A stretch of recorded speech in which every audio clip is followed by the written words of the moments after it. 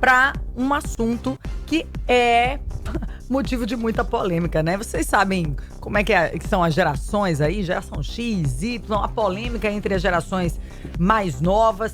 Então, a gente realmente traz esse assunto porque a geração Z e a geração Y enfrentam dificuldades diferentes das gerações anteriores para construir carreira, conquistar estabilidade financeira e comprar bens. A gente trouxe essa enquete semana passada, deu o que falar, muita gente opinando. Os jovens hoje em dia não querem mais trabalhar, estão todos aí, querem tudo na mão. Aí tem outras pessoas que disseram, não, apesar deles terem tudo, a internet aí na mão, são realidades totalmente diferentes, encontram ali dificuldades diferentes que nós não tivemos. Então a gente vai bater esse papo agora com a psicóloga Carlene Vasconcelos. Então a gente sabe a transformação que o mercado de trabalho vive, Carlene. O choque entre diferentes gerações marca essas transformações no mercado. Agora, o porquê que existe tanto essa comparação? Por que as pessoas ainda colocam a imagem dos jovens hoje em relação ao mercado de trabalho como jovens mais lentos no sentido de oportunidades? Bom dia para você. Bom dia, Thaís. Bom dia, pessoal. Então, na verdade, talvez a armadilha ela já comece daí. Se a gente olhar direitinho, as gerações elas sempre vão olhar para a geração atual como uma geração com mais facilidades. Então, pensar que as mudanças, as atualizações... E mesmo assim, ainda com essa visão, né? De que o jovem é mais lento, os jovens hoje estão mais devagar, estão imediatistas. Mas se você olhar direitinho, os idosos, eles vão pensar que os adultos, eles estão mais lentos. Os adultos que os jovens estão mais lentos, que eles pegaram muita facilidade. Então, assim, isso é uma queixa intergeracional. A gente não está sendo premiado agora em estar pontuando, e nem esses jovens estão premiados... estão sofrendo com essa... Isso é uma... Eu acho que isso é um marco cultural, porque, na verdade, felizmente, existem atualizações tecnológicas, funcionais, e que fazem parte. E isso talvez seja injusto a gente chamar de fácil. Porque são outros desafios que eles vêm vivendo. Então, eu tenho 41 anos, apesar de não parecer. Mas eu vim de uma geração que tinha muita espera. Então, eu lembro quando a gente queria comer uma pizza no fim de semana... Só tinha um lugar. Só tinha um lugar. A gente tinha que esperar a mesa. A gente não podia pegar um telefone e pedir. E aí, eu gosto de dar esse exemplo da pizza, porque eu acho que ele caracteriza muita coisa. Antigamente, a gente tinha que organizar toda a família, então a gente precisava se arrumar. Quem vai para a missa, quem vai para o culto, normalmente era depois daquilo ali, era um momento social, você ia encontrar outras pessoas. Então, existia a espera pelo domingo, existia a espera pela pizzaria, existia... E aí hoje, como é pedir uma pizza hoje? Vamos correr um pouquinho a cronologia. Depois a gente começou a ligar. E aí depois da ligação ainda tinha uma esperazinha, mas você falava com o atendente, então tinha uma socialização. Hoje, gente, a gente não fala mais com ninguém. Deixa na portaria ou deixa num lockerzinho e a gente vai lá buscar. Quando chega em casa, cada um come na sua tela. Então, existem muitas modificações no simples fato de comer uma pizza. E se a gente olhar, mas e o que o jovem, como é o jovem nessa relação? Imagina você ter tudo exposto o tempo inteiro. Exatamente. E assim, a utilização, eu fui recentemente vivi essa experiência numa oficina mecânica, né? O conflito de gerações lá. O filho já estuda a transição para os carros elétricos e o pai ainda totalmente mecânico. E quando vai fazer a análise de algum veículo, hoje você conecta, né, o computador, tem uma chave lá, uma entrada, e o computador faz o raio-x de tudo que precisa ser revisado no carro. Enquanto que antigamente você tinha que andar com o mecânico, mostrar o barulho, ele ligar o motor, não sei o que e tal, e era um tempo e uma lentidão. Aí em meia hora já se sabia o diagnóstico, já se sabia quais eram as peças e o valor a ser pago, inclusive, com a mão de obra. E o outro disse, não, tem que esperar, tem que levantar, pega o macaco ali, não sei o que e tal. E eu percebendo de perto, vendo de perto, né, como isso tem ocorrido.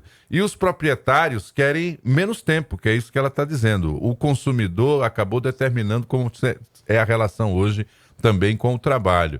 Agora, uma coisa que eu também notei, Carliane, é que a forma de que as pessoas têm acesso ao conhecimento, ela também ficou muito mais direta, né? Eu me lembro que o meu primeiro carro tinha manual. Então, quando aparecia uma luz estranha, antes de ir para o mecânico e, de certa maneira, não saber o que era, eu ficava procurando no manual. Hoje você joga na própria rede social, alguém já viveu aquela experiência, lhe conta o que é e lhe conta como é a solução. Então, quer dizer, às vezes você já chega lá no cara dizendo basicamente a solução do problema. Nós mudamos também, né? A nossa relação com a informação, independente da letra Y, o que for, mas a gente também passou a consumir mais, né? Tem mais conhecimento, né? Com certeza. E essa facilidade, ela favorece em vários aspectos, porque a gente tem esse acesso imediato, a gente consegue discutir, por exemplo, com o mecânico, se ele está querendo ser um pouquinho mais malandro. Porque antigamente mas era uma espera aí. preocupação, Só que o que acontece? O nosso cérebro, ele também tem uma limitação. É um HD. E esse monte de informação rápida e superficial faz com que também a gente acesse isso e também a gente esqueça com mais facilidade. Porque a gente não precisou vasculhar todo o manual ou toda a enciclopédia como quando a gente ia fazer um trabalho antigamente. Então mudou o aprendizado e a fixação da informação. Exatamente. Então, imagina, eu gosto muito de falar sobre o que está acontecendo agora com os chatbots. Qual é o desafio? Se vocês vão ter uma pauta sobre um assunto específico, mas é um assunto que você tem ideia e você vai lá e dá uma geral, você consegue filtrar. Dizer, eita, isso aqui não entra não, isso aqui não vai ficar bom para a rádio, porque vocês têm uma bagagem, vocês têm uma expertise. Mas, gente, imagine um cérebro de um jovem com HD limpinho. Ele não vai ter esse filtro. Ele vai pegar o que tiver ali. Então, se tiver um erro, se tiver algo que não seja conveniente para colocar, vai colocar. E ele vai colocar de forma irresponsável. E aí não vai ter nem fixação, porque o trabalho vai sair praticamente pronto. E ele não vai ter uma aprendizagem real, porque não constrói. Não tem uma... Quando a gente usa um chatbot, um ChatGPT, um Gemini, com propriedade, a gente tem um filtro para dizer isso é bom, isso não é. Porque a gente já tem uma bagagem aí de aprendizagem. Um jovem não. Por isso que não é indicado crianças e adolescentes. O que me pega muitas vezes refletindo assim, é sobre o crivo que os jovens hoje têm ou fazem para aceitar alguma proposta de primeiro emprego, de primeira experiência profissional. A exemplo de estágios, exemplos de cargos para trainee, jovem aprendiz, que muitas vezes não vêm acompanhados daquela proposta financeira encantadora e justo para jovens que estão aí em meio a um mercado profissional em constante evolução, que traz inúmeras ferramentas de monetização, em que ele diz, eu não quero viver para trabalhar, eu vou passar 7 horas nesse estágio, para quê? Se eu tenho como ganhar aqui na internet X, Y, Z. Então, isso também traz uma preocupação em relação primeiro, a aquisição de experiência profissional, no que diz respeito à convivência laboral, dentro das empresas, e por parte do mercado, das empresas, da indústria, dos serviços, não contar com esse jovem, que é mão de obra ali, com gás, com vontade, né, com energia para trabalhar, porque ele simplesmente não aceita as condições. Essa é uma realidade preocupante e está realmente com uma tendência, na sua visão, Carlene, de ainda mais mudanças nos próximos anos? Então, vamos lá. Foram muitas coisas postas. É uma realidade... Nossa, acho que a nossa conversa duraria aqui alguns dias. Mas é uma realidade realmente preocupante, porque como é o cenário? Para vocês estarem aqui nesse emprego, houve muito aprendizagem. Eu falo que a gente capinou muito. Muitos nãos. Muitos nãos. E muitos... A gente passou muito tempo fazendo o que a gente não gosta. E o que a gente não quer, no emprego que a gente não tá. Então, isso foram as experiências que nos fizeram estar onde a gente está hoje. Exatamente. E aí, eu volto pra pizza. A gente esperava a pizza. A gente esperava o domingo. Então, imagina, gente, não é sobre defender, tá? Eu acho que o cenário é sobre a gente compreender pra gente se conectar. Porque todos nós precisamos de jovens, ou temos jovens em casa.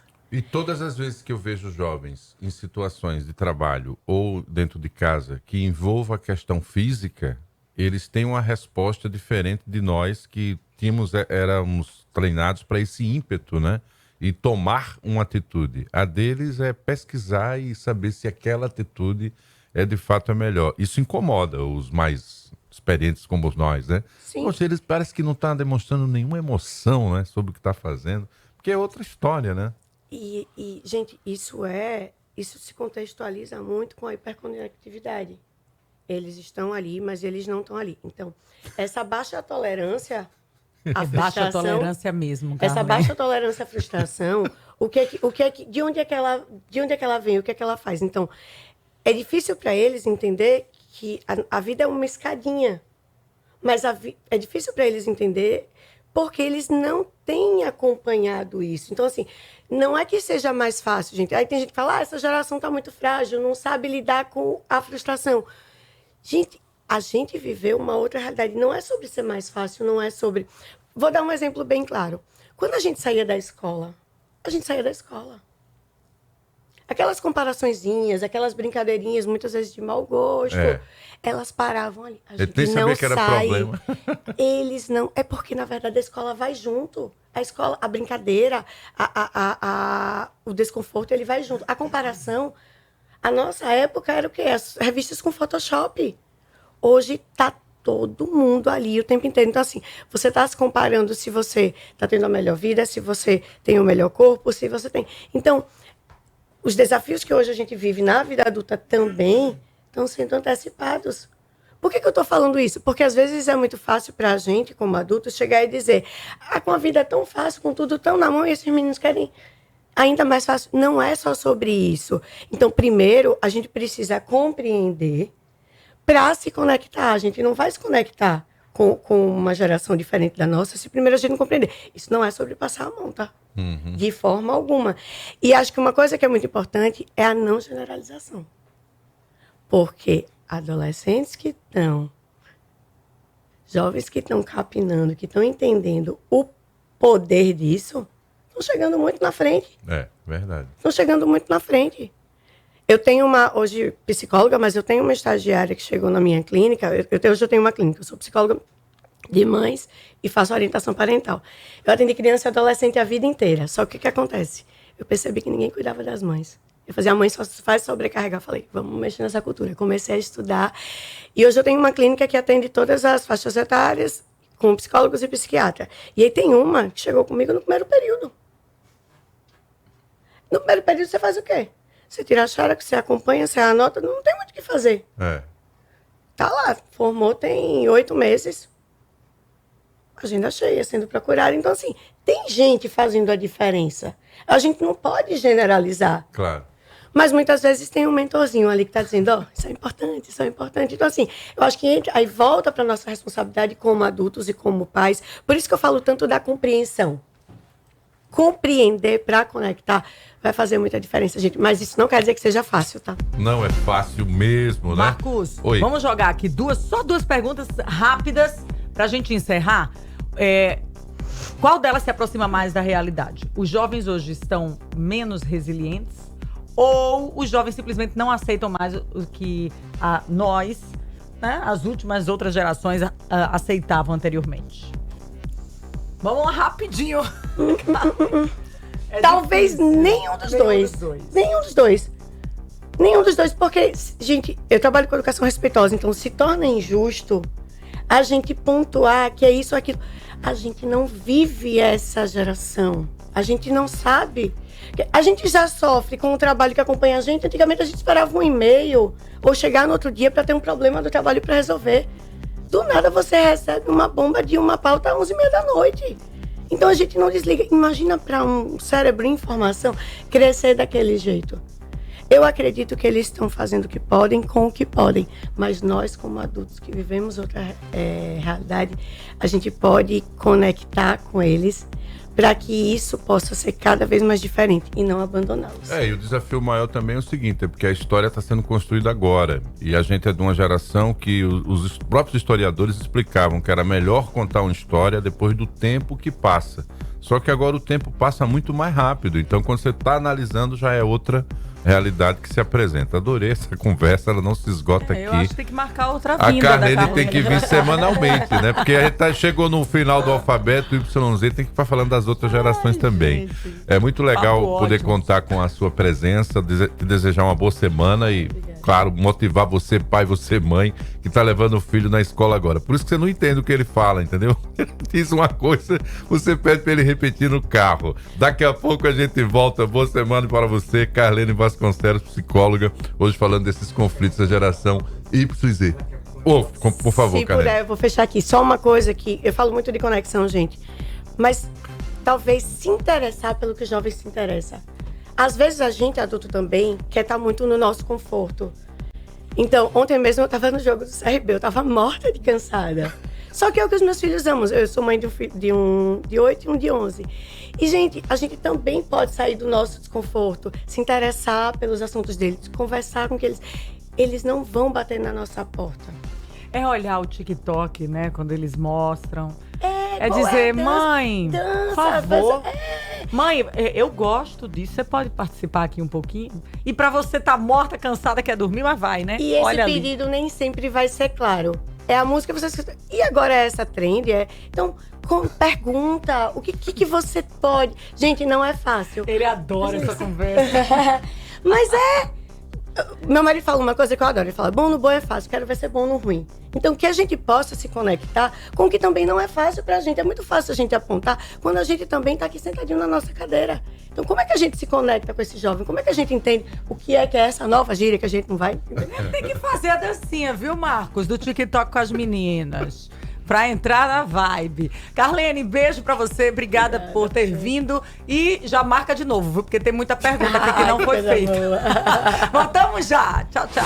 Jornal Mix da Mix. Jornal da Mix.